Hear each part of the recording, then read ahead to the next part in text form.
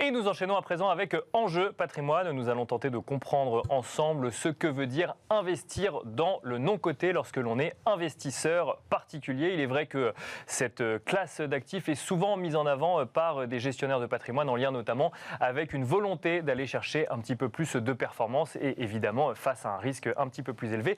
Mais que veut dire réellement pour un investisseur particulier le fait d'investir en private equity ou en non-coté? Nous avons le plaisir d'avoir deux experts du sujet sur le plateau Smart Patrimoine pour en parler. Tout d'abord, nous avons le plaisir d'accueillir Xavier Antonioz. Bonjour Xavier Antonioz. Bonjour messieurs. Bienvenue sur le plateau Smart Patrimoine. Vous êtes le président de 123 IM, société spécialisée dans le private equity. Nous avons le plaisir d'accueillir également Yves Desjardins. Bonjour Yves Desjardins. Bonjour. Directeur général en France de Schroders, pareil, société spécialisée dans le non-coté. On va commencer avec vous, Yves Desjardins. Alors, si je refais un peu tous les maillons de la chaîne, quand on est particulier et qu'on veut investir effectivement dans les différentes classes d'actifs qui sont proposées, on peut aujourd'hui investir en private equity ou en tout cas dans le non-coté. C'est d'ailleurs de plus en plus simple depuis la loi Pacte puisqu'on peut même investir au travers d'un contrat d'assurance vie et ensuite on investit dans un fonds non-coté. Là déjà, il y a une première sélection qui peut se faire, c'est entre la dette ou l'equity, l'investissement en actions directement. Absolument. Je dirais même beaucoup plus loin. Il y a eu la loi Pacte, il y a la loi Industrie Verte qui arrive aujourd'hui, qui permet d'investir de façon directe ou au travers de fonds, donc ce qu'on appelle du fonds de fonds ou du co-investissement dans des deals de private equity. Ça, c'est une première chose. Il y a une différence de frais sur les deux véhicules. Il y a une différence de diversification aussi. Et cette loi, on en parlera probablement plus tard, cette loi permet aussi maintenant de façon beaucoup plus simple d'aller faire autre chose que du private equity. L'immobilier, c'est historique, on pourra en reparler, il y a quelques sujets en ce moment. Et puis surtout de la dette privée, puisqu'en fait, ce n'était pas le cas ou peu le cas jusqu'à présent. Et alors, justement, quand on parle de dette privée, en fait, on parle d'investir en obligations émises par des sociétés non cotées, donc même fonctionnement qu'on peut retrouver sur les marchés cotés, sauf que là, c'est des entreprises non cotées. Absolument.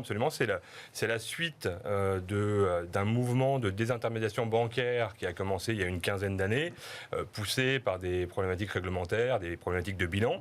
Et l'idée, c'est exactement la même chose, c'est le même travail. La différence, c'est que l'information n'est pas publique, donc il y a un vrai devoir de vigilance quand on travaille sur ces sujets-là. Mais l'idée générale, c'est on finance le développement ou la vie d'une entreprise au travers d'une dette. Cette dette n'est pas publique, n'est pas cotée, mais pour le reste, c'est à peu près la même idée. Xavier Antonioz, on peut continuer avec vous, toujours sur ce sujet dette privée. Alors pour bien comprendre ce dont on parle quand on parle de dette privée, j'ai envie de faire une comparaison avec l'investissement en equity. On a coutume de dire que quand on investit en actions en private equity, il faut investir sur 10-15 ans. C'est un investissement long terme. Quand on investit en dette privée, il y a une date de fin qui est connue dès le départ, quelque part. Il y a un contrat. En tout cas, le contrat obligataire, effectivement, qui a une date d'échéance. En moyenne, chez nous, 1, 2, 3 IM, pour revenir sur le groupe, on fait de la dette privée, Yves l'a évoqué, depuis 2009-2010. La première crise, la dernière crise financière, la crise des liquidités, là, les banques ont fermé le robinet et il y a eu besoin d'accompagner des entreprises solvables, des belles PME, des belles ETI françaises qui avaient besoin de continuer à se développer, à faire des acquisitions. Donc, nous, les contrats obligataires, ils sont de l'ordre de 3 à 5 ans, avec une maturité effectivement beaucoup plus courte que ce qu'on peut avoir sur l'equity, même si sur l'equity, normalement, quand on rentre dans un dossier en equity, on a une clause de rendez-vous qui est aussi normalement prévue au terme des 5 ans. Alors c'est plus mécanique, c'est plus contractuel dans le cas de la dette obligataire, et c'est ce qui fait que ça a beaucoup plu aux investisseurs privés. On y reviendra tout à l'heure pour le marché naissant du private equity auprès des investisseurs privés. Il faut faire attention comment l'aborder. On l'aborde beaucoup par la performance. Oui, bien sûr. Trop par la performance. C'est peut-être pas la meilleure manière de l'aborder d'ailleurs, quelque part. Peut-être qu'il faut regarder un petit peu dans quoi on investit. C'est une très mauvaise chose, d'accord. Et c'est un professionnel du private equity qui le dit. Non, il faut arrêter de communiquer sur des performances qui font tourner la tête, des performances qui ne seront pas celles qui seront délivrées aux investisseurs privés. Il faut arrêter de regarder dans le rétroviseur. Et encore une fois, avec des méthodes de calcul, notamment, qui sont faites auprès des investisseurs institutionnels, qui n'ont pas du tout la même structure de frais, les mêmes mécanismes que les fonds que l'on propose aux particuliers. Certains fonds institutionnels sont accessibles à des investisseurs privés, avec au passage ce qu'on appelle un feeder, un fonds nourricier, une petite couche de frais, mais qui sont dans les mêmes conditions. Donc on aura peut-être là une performance qui va ressembler, mais ça s'adresse qu'à des investisseurs très avertis. Parce que rappelons effectivement que le private equity existe depuis de nombreuses années, qu'il était avant, entre guillemets, réservé à une clientèle institutionnelle qui mettait des tickets d'entrée conséquents. Il s'ouvre de plus en plus au private equity, mais ce que vous dites, c'est que finalement, quand on communique sur les performances globales du private equity, c'est pas forcément ce que les particuliers auront à la fin de l'année. Non, alors attention, il y a particulier. Là aussi, on mélange un peu tout. Il y a le particulier averti, haut de gamme, qui connaît la classe d'actifs et qui a la surface financière pour accepter un risque plus fort et accepter une durée de détention et une illiquidité importante. Donc cet investisseur qui, quelque part, réagit comme un investisseur institutionnel, lui, on va lui proposer ces fameux fonds institutionnels qui étaient accessibles à partir de plusieurs millions d'euros et qui deviennent accessibles à partir de 100 000 euros. Bien sûr. Lui, il va avoir accès, donc il y aura une performance à peu près similaire. Il va y avoir des appels de fonds, il va être dans les mêmes conditions. En revanche, moi, j'aimerais, quand on parle de démocratisation du private equity, qu'on ne parle pas de ces clients avertis qui sont vous, toi Yves et moi, qui sont des clients patrimoniaux, qui sont les clients de nos partenaires CGPI, qui sont des cadres dirigeants, qui sont des professions libérales et à qui, elles, n'ont pas ni l'éducation ni la surface financière pour mettre plusieurs tickets de 100 000 euros dans plusieurs fonds institutionnels. Donc à qui on va construire des fonds adaptés en termes de risque, en termes de durée, en termes de liquidité. Et forcément, si on tord un peu la matière, on n'aura pas la même performance, mais c'est transparent, en tout cas dans nos offres. Yves Schroeder. Ouais, non, c'est un point. Pardon, Desjardins, excusez-moi. Pas encore. Non, plus sérieusement, ce point est très important. C'est que là, je parlais tout à l'heure de la loi Industrie Verte. La loi Industrie Verte qui est rentrée en œuvre le 24, enfin, qui a été votée le 24 octobre l'an dernier, qui sera en œuvre ce 24 octobre. Elle ouvre totalement, et la réglementation LTIF aussi européenne, ouvre totalement le spectre des possibles pour tout un chacun.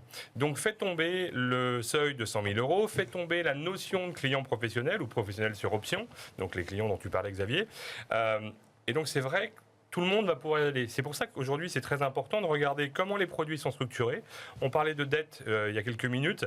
Oui, la dette, en fait, nous, chez Schroders, on travaille sur de la dette infra. Le produit n'est pas encore live pour les particuliers, mais ça va venir. Donc, dette qui vient financer des projets d'infrastructure. On vient financer des projets d'infrastructure, on va financer la transition énergétique, on va financer la digitalisation, on va financer les transports, on va financer ce qu'on appelle les équipements sociaux, donc les hôpitaux, les cliniques. Donc, tous ces sujets-là, l'horizon est relativement court. On est un peu plus long sur le direct lending, sur le crédit, on va être sur alors, suivant la structuration, on va être sur du 4-5 ans ou du 6-7 ans. D'accord. Pour des produits de dette junior ou de dette hybride. Ça a un effet important, c'est que la notion d'horizon n'est pas le même qu'en private equity. Oui, il y a un contrat, oui, on sait quand on va pouvoir récupérer son cash. Ce qui veut dire que dans une gestion patrimoniale, quand on va structurer son offre, l'idée pour moi aujourd'hui, c'est pas de dire il faut arrêter le private equity, il faut arrêter l'immobilier, il faut faire tout en dette infra. Sûrement pas.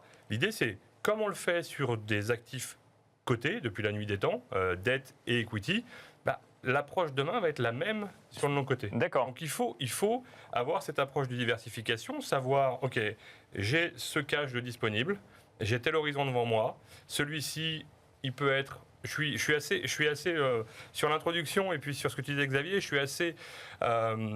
parfois en désaccord sur la notion de plus de risques. Je ne suis pas convaincu qu'il y ait plus de risques en private equity ou en dette privée, parce qu'à la fin, on finance des entreprises. Il y a une vraie notion de période de liquidité et d'illiquidité. Donc à un moment donné, quand j'ai besoin de mon cash sur les marchés cotés, je rachète, c'est facile. Quand j'ai besoin de mon cash sur le non-coté, il y a illiquidité et il y a accepter de faire confiance sans avoir une information au quotidien sur les entreprises dans lesquelles c'est investi aussi quand on est particulier. Je suis complètement d'accord dans l'absolu. La réalité, combien de clients se posent vraiment des questions au jour le jour ou même trimestriellement sur ce qu'ils ont en portefeuille, sur des entreprises cotées à l'Eurostoxx, au CAC 40, au Nasdaq. Ils vivent plus heureux. Quand ils ne savent pas. On devrait faire des études. Et un aspect important, c'est la volatilité. La volatilité est moins importante pour des notions de valorisation, évidemment, sur le non-coté. Ce qui fait qu'on n'a pas tendance, on va éviter d'avoir tendance à passer des ordres de souscription ou de rachat sur des mauvaises informations ou sur un mauvais sentiment. Le marché part à la cave, je vends.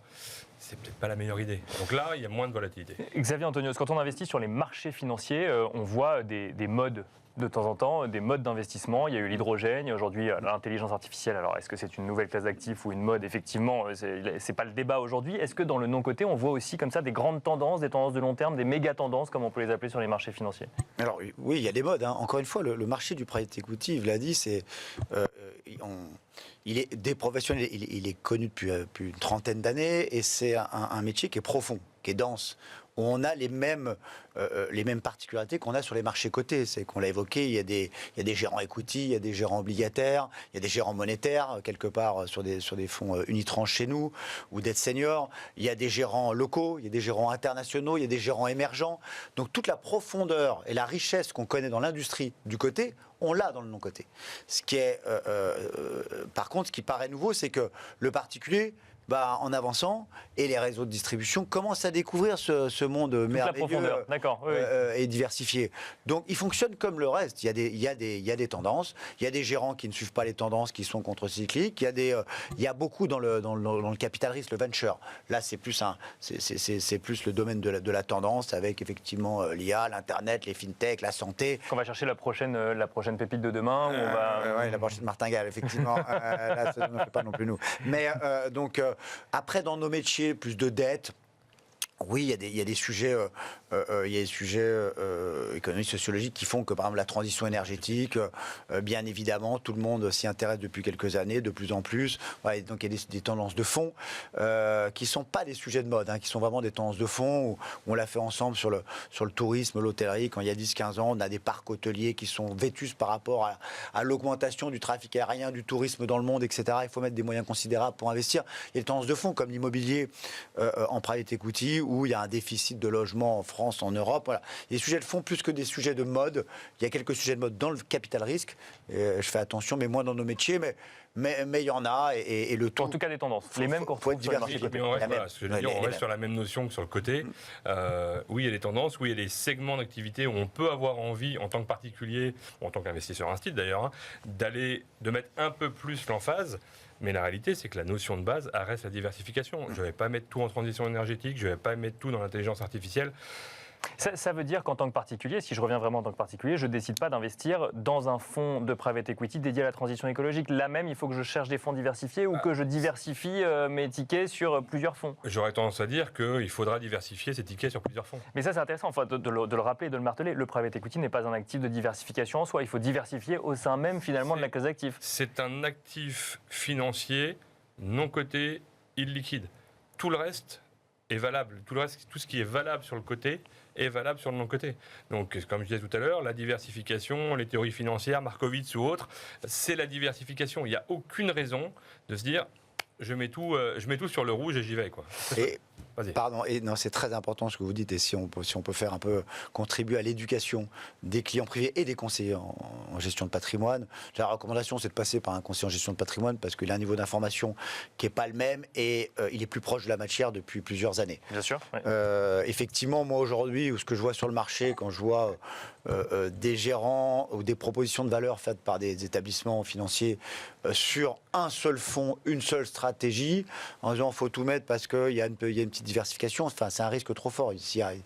Il faut faire attention en ce moment de ne pas se brûler les ailes. On rentre dans cette démocratisation du private equity. Il ne faudrait pas, ce qui est arrivé sur d'autres classes d'actifs, que le particulier, trop vite, il se brûle les ailes et qu'il soit déçu et que dans 3-4 ans, quand les performances vont commencer à être visibles, ne reviennent plus jamais et soit déçu. Voilà. C'est un point très très important sur la vigilance que le conseiller doit avoir, que le client final doit avoir, mais la vigilance que nous, asset managers, on doit avoir sur ce qu'on propose déjà ou ce qu'on va proposer. Nous, l'idée, quand on travaille sur le produit de dette infra, qui n'est pas agréé, on discute avec l'AMF, tout va bien, ça va avancer, c'est de dire les actifs qu'on aura dans le portefeuille seront exactement les mêmes, que ceux qu'on met pour un client institutionnel. La différence interviendra, et Xavier en parlait tout à l'heure, c'est un produit sur lequel il faudra offrir quand même une certaine liquidité, même si souvent c'est les assureurs dans les contrats d'assurance vie qui la feront, mais quand même. Et donc il y aura une position de cash, voire d'actifs liquides qui va venir un tout petit peu twister ou dénaturer le 100% actif privé.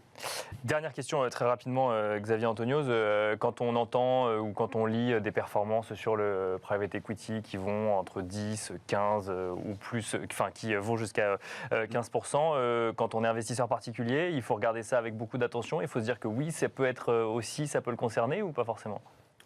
Oui, ça peut le concerner. Là aussi, j'attire l'attention sur le fait que, pardon de me répéter, que c'est une classe d'actifs qui est vaste, qui est profonde. Donc dire que le private equity fait 15%, pardon, hein, c'est pas non, bien sûr, mais disons-le. Ça veut rien dire. Ça veut rien dire. Dans la mesure où, si on reprend le private equity, et quand je fais exprès de parler de private equity, parce que tout le monde, un investisseur privé dans private equity, il met dette privée, il met infra et il met equity. Mais il y a des stratégies qui sont extrêmement défensives. On en fait également, on a un fonds dédié à la dette infra. La dette infra, c'est de l'infrastructure, il y a des actifs tangibles en face, c'est de la dette. Parfois, c'est l'unitranche, il n'y a même pas de dette bancaire. Là, on va aller chercher des rendements à 5-6% net, mais avec une solidité, une visibilité incroyable. On va aller après faire du direct lending avec des taux un peu plus élevés en termes de performance, mais avec un risque aussi un peu plus fort. Là, on va atteindre des rendements de 8-9% par an. Et ensuite, on peut aller effectivement sélectionner les meilleurs gérants au monde, souvent des Américains. On a quelques beaux Français quand même, où là, on accepte d'être plus long, d'être plus volatile, où on va peut-être, probablement, aller chercher des rendements supérieurs à 13-14%.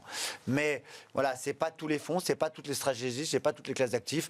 Et pour revenir encore une fois sur ce que dit Yves, il faut effectivement mélanger pour avoir une médiane. Voilà, aujourd'hui, si on veut avoir un portefeuille équilibré, il faut aller chercher à travers toutes ces stratégies une médiane à 9-10%.